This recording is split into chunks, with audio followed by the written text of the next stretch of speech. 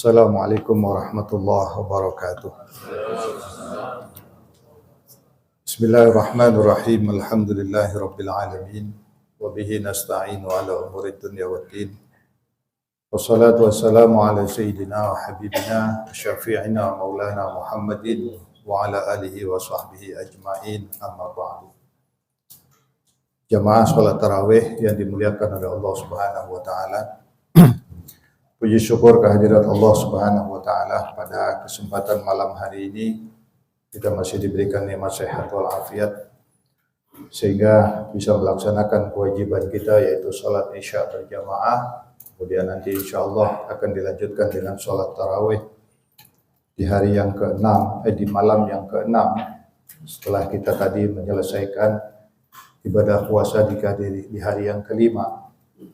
Tentunya kita berharap mudah-mudahan semua amaliyah kita di bulan suci Ramadan ini diterima oleh Allah Subhanahu wa taala dan mendapatkan balasan yang berlipat ganda di sisi Allah Subhanahu wa taala. Amin amin ya rabbal alamin. Hadirin jamaah salat tarawih yang berbahagia. Di dalam Al-Qur'an ada dua kata yang selalu banyak diulang. Yang mana dua kata ini adalah dua kata yang melambangkan kecemasan yang banyak dialami oleh manusia. Dua kata itu adalah hammun wa ghammun. Makanya ada satu doa yang diajarkan oleh Nabi kita Muhammad sallallahu alaihi wasallam. Allahumma ya farijal ham, ya kashifal gham, ya man li'abdihi yaghfiru wa yarham. Dua kata ini hammun wa ghammun itu adalah bentuk keresahan, kecemasan yang dialami seseorang. Hanya berbeda dalam sebabnya saja. Kalau hammun itu adalah kecemasan di dalam hati seseorang akibat memikirkan masa yang akan datang. Sedangkan ghammun adalah satu kecemasan yang berakibat memikirkan masa yang telah lalu. Dua-dua ini hadirin sekalian yang berbahagia. Kalau dibiarkan akan membawa kepada ketidakdamaian hidup seseorang. Bahkan dalam tingkat tertentu, kecemasan-kecemasan inilah yang banyak menimbulkan penyakit yang kaitannya dengan sakit jasmaniah. Kata hammun disebut di dalam Al-Quran tidak kurang sebanyak 9 kali. Sedangkan kata ghammun itu disebut di dalam Al-Quran tidak kurang sebanyak 11 kali. Lebih banyak kata ghammun daripada kata hammun. Salah satu surat yang menjelaskan tentang kata ghammun ini adalah dalam surat Al-Anbiya ayat 186. Ketika menceritakan tentang Nabi Allah Yunus alaihi salam. Wa dhannuni idh dhahaba mughadiban wa dhanna annahu lan naqdiru alaihi. Nabi Nuh pergi dalam keadaan marah dan dia menyangka bahwa Allah tidak akan melakukan sesuatu apapun terhadap dirinya. Maka ketika Nabi Nuh lari dari medan dakwahnya, kemudian dia naik sebuah kapal, maka terjadi badai dan seterusnya sehingga beliau dimakan oleh seekor ikan yang besar. Lalu kata Allah, wa nada fiz zulumati alla ilaha illa anta subhanaka inni kuntu minadh dhalimin. Maka Nabi Yunus menyeru kepada Allah, la ilaha illa anta, tidak ada Tuhan selain Engkau ya Allah. Subhanaka, maha suci Engkau, inni kuntu minadh dhalimin. Sesungguhnya aku adalah termasuk ke dalam golongan orang-orang yang berbuat zalim. Doa ini dibaca oleh Nabi Yunus ketika di dalam perut ikan. Maka kemudian di ayat selanjutnya Allah menjelaskan, fastajabna lahu wa najjaynahu minal ghammi. Maka kami kabulkan doa Nabi Yunus dan kami selamatkan dia dari ghammun, dari akibat kesusahan atau kecemasan, ketakutan akibat perbuatannya yang sudah terlalu. Hadirin yang dimuliakan oleh Allah Subhanahu wa taala. Oleh karenanya di dalam doa yang tadi diajarkan oleh Nabi kita Muhammad sallallahu alaihi wasallam, ya farijal ham, wahai Allah zat yang maha menghilangkan kesusahan.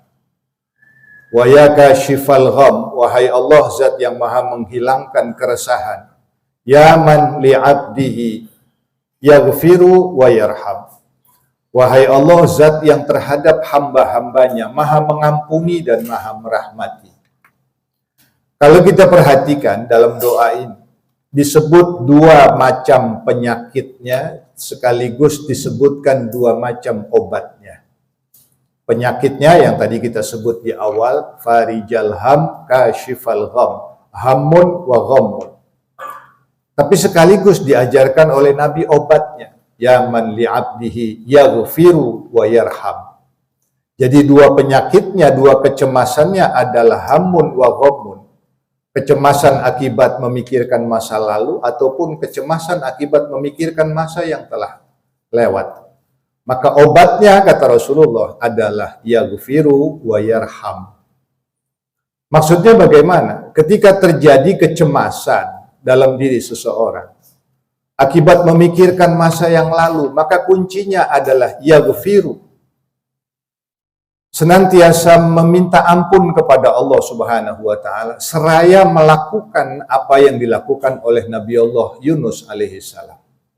Dalam doa Nabi Yunus itu kan intinya, Pak, inni kuntu minadz zalimin. Ada pengakuan terhadap diri sendiri bahwa benar saya telah berbuat kezaliman. Artinya apapun kesalahan kita di masa lalu, apapun dosa kita di masa lalu, kuncinya adalah akui bahwa kita sudah melakukan itu. Karena semakin denial kita, semakin membantah apa yang kita lakukan kesalahan di masa yang lalu itu, akan semakin membawa kecemasan yang bertambah dalam diri kita. Maka kuncinya adalah akui. Ada pengakuan, inni kuntu minadz zalimin. Sesungguhnya aku memang telah berbuat kesalahan. Sesungguhnya aku memang telah berbuat kezaliman. Dan kemudian kuncinya adalah minta ampun kepada Allah Subhanahu wa taala. Allah memberikan kesempatan siapapun atas kesalahan apapun di masa yang lalu untuk bertaubat. Makanya Allah banyak memuji di dalam Al-Qur'an orang-orang yang bertobat. Innallaha yuhibbut tawwabin. Allah mencintai orang-orang yang kembali kepadanya, bertobat dari kesalahan-kesalahan di masa yang lalunya. Yang tujuannya adalah agar kesalahan itu tidak membebani kehidupannya di masa yang sekarang. Kalaupun yang kedua, hadirin sekalian, kata hamun, satu kecemasan akibat memikirkan masa yang akan datang, maka kuncinya adalah yarham. Senantiasa tidak berputus asa dari rahmat Allah Subhanahu wa taala. Dalam surat Al-Imran ayat 176, Allah menceritakan satu peristiwa ketika akan terjadi peperangan antara kaum muslimin dengan kaum musyrikin. Ketika itu ada sekelompok kaum musyrikin yang memprovokasi kaum muslimin. Apa kata mereka? Innan nasa qad jama'u lakum. Hai orang-orang Islam, takutlah. Mereka sudah berkumpul. Orang-orang kafir sudah berkumpul untuk menyerang kalian, untuk membantai kalian. Fakhshawhum, maka takutlah kalian.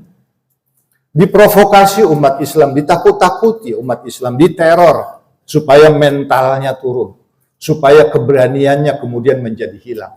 Tapi apa yang terjadi? Allah lanjutkan dalam ayat itu, fazadahum imana. Allah tambahkan justru keimanan di dalam hati orang-orang mukmin. Wa qalu hasbunallah wa ni'mal wakil. Faqalu hasbunallah wa ni'mal wakil. Maka mereka kemudian kaum muslimin mengatakan hasbunallah, cukuplah bagi kami Allah. Wa ni'mal wakil, sebaik-baiknya tempat untuk memasrahkan diri kami. Al-wakil, tempat zat yang maha layak untuk menyerahkan diri kita kepadanya. Lalu apa yang terjadi, hadirin? Di dalam ayat selanjutnya Allah mengatakan, fanqalabu bi ni'matin minallahi wa fadlin lam yamsashum su'un. Maka Allah mengganti ketakutan di dalam hati kaum mukminin pada saat itu. Dengan apa? Bi ni'matin, dengan kenikmatan. Wa fadlin, dan keutamaan dari Allah Subhanahu wa taala. Di dalam ketakutan yang dialami, kaum muslimin kemudian bertawakal kepada Allah. Seraya mengucapkan hasbunallah wa ni'mal wakil. Tiba-tiba Allah mengganti ketakutan itu dengan kenikmatan dan keutamaan. Bini'matin wa fadlin minallah. Lam yamsashum su'un, dan mereka tidak ditimpa dengan apa yang ditakutinya selama-lamanya. Karena itu hadirin sekalian yang dimuliakan oleh Allah Subhanahu wa taala. Ketika hamun terjadi, kadang-kadang kita berkhawatir dengan apa yang akan terjadi di masa yang akan datang. Baik dalam hal pekerjaan, penghasilan, maupun dalam kesehatan kita. Ketakutan-ketakutan akan apa yang akan terjadi di masa yang akan datang. Ini banyak menghantui sebagai sebuah kecemasan di dalam diri kita. Maka kuncinya yang diajarkan oleh Nabi kita Muhammad SAW. Ketika itu terjadi, maka adalah hasbunallah wa ni'mal wakil. Berpasrahlah, bertawakallah kepada Allah, usaha dengan usaha yang maksimal. Selebihnya bertawakal kepada Allah Subhanahu wa taala. Hadirin yang dimuliakan oleh Allah Subhanahu wa taala.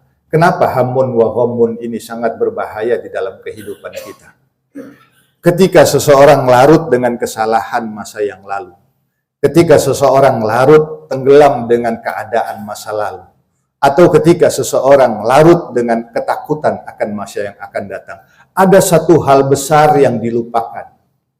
Ada satu hal yang ditinggalkan akibat ketakutan, kekhawatiran itu. Apa itu? Yaitu bersyukur dengan keadaan sekarang. Bersyukur dengan nikmat yang diterimanya saat ini. Karena hakikat hidup itu sebenarnya adalah bukan masa yang lalu ataupun masa yang akan datang. Nabi mengajarkan kepada kita, waktu itu 3. Waktu yang lalu bukan milik kita lagi. Waktu yang akan datang belum tentu milik kita. Yang milik kita adalah saat ini di mana kita berada. Karena syukur artinya adalah kehadiran sepenuhnya dalam momen yang kita alami saat ini. Itulah makna syukur kepada Allah Subhanahu wa taala. Bahwa alhamdulillah malam ini kita masih diberikan kesehatan. Alhamdulillah kita masih diberikan taufik sehingga kita mau melaksanakan sholat tarawih pada malam ini. Momen inilah hakikatnya sesungguhnya kehidupan kita yang sebenarnya. Karena itu manfaatkan sebaik-baiknya. Syukur adalah merupakan satu sifat yang paling sangat dianjurkan di dalam agama Islam. Seorang muslim setiap hari sholat 5 kali. Setiap dalam rakaat wajib membaca suratul Fatihah. Dalam satu suratul Fatihah, dalam salah satu ayatnya, sebagai pembukanya adalah lafaz Alhamdulillahi Rabbil Alamin. Segala puji bagi Allah. Syukur kita di situ. Nabi mengajarkan kepada kita, dalam setiap apapun, bangun tidur, mau makan, selesai makan, mau mandi, selesai mandi, apapun yang kita lakukan, Nabi mengajarkan kepada kita. Dan semua doa itu selalu diawali dengan kata Alhamdulillah. Selesai makan, Alhamdulillahilladzi ahyana ba'dama amatana wa ilaihin nusur. Oleh karena itu hadirin yang dimuliakan oleh Allah Subhanahu wa taala, tidak usah kembali kepada masa lalu, tidak usah khawatir dengan masa yang akan datang. Nikmati saat ini. Syukuri apa yang kita alami saat ini, karena inilah hakikat hidup kita yang sebenarnya. Seraya kita berbuat maksimal apa yang kita bisa jalankan hari ini, kita laksanakan ibadah ini dengan sebaik-baiknya. Apa yang akan terjadi ke depan, serahkan sepenuhnya kepada Allah Subhanahu wa taala. Apa yang sudah terjadi di masa lalu, lupakan seraya kita minta ampun kepada Allah Subhanahu wa taala. Mudah-mudahan kita menjadi hamba Allah yang pandai bersyukur, yang pandai memiliki kehadiran sepenuhnya dalam setiap momen yang kita alami pada saat ini. Amin, amin ya rabbal alamin. Kurang lebihnya mohon maaf. Assalamualaikum warahmatullahi wabarakatuh.